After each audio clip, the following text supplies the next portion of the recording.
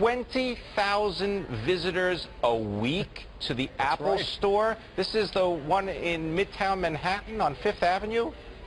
That's the average Apple retail store. It gets 20,000 visitors per week, and that's average from around the globe. Average. I'm sure the ones in New York get a lot more.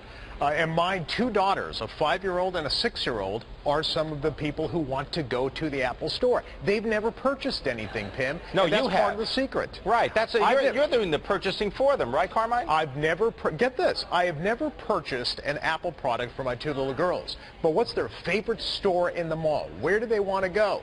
They want to go to the Apple Store because the Apple retail employees do not care whether or not you make a purchase. They are there to make sure that you have a great experience. What a concept, Pim. More and more brands are starting to get this. Apple discovered this in 2001. So how do Apple employees get paid at the retail level? Just a straight salary? They get a salary and they get, you know, the typical type of bonuses that you would expect people to get. They get $500 a year, I believe, for a purchase toward a new computer. And then after a certain number of years, they get discounts on computers. But they are not necessarily paid significantly more, maybe slightly more, but not significantly more than the average retail employee, which that's the reason why I really wanted to explore that concept, Pim, because to me, that was fascinating. How do you get such loyalty and the type of employees who can offer exceptional customer service by attracting people who don't necessarily get paid that much? How do you do it? Do you send them to some kind of Apple boot camp? They have, this is interesting, Pim. They have 3 questions. Apple actually asks 3 questions of recruiters, the managers who are interviewing potential candidates for the Apple Store. They ask themselves 3 questions to size up a potential candidate. 1, does the candidate display grit?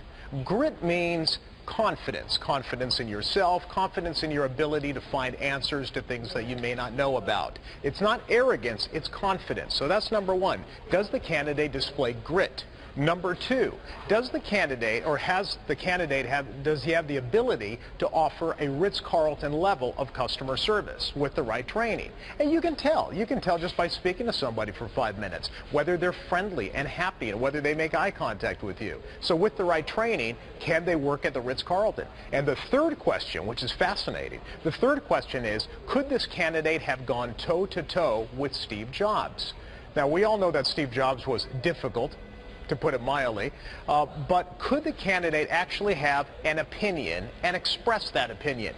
Because the feedback loop is critical to the success of the Apple Store. Managers need to be able to give feedback to employees, and employees need to have the courage to give feedback to managers. It's a constant feedback loop.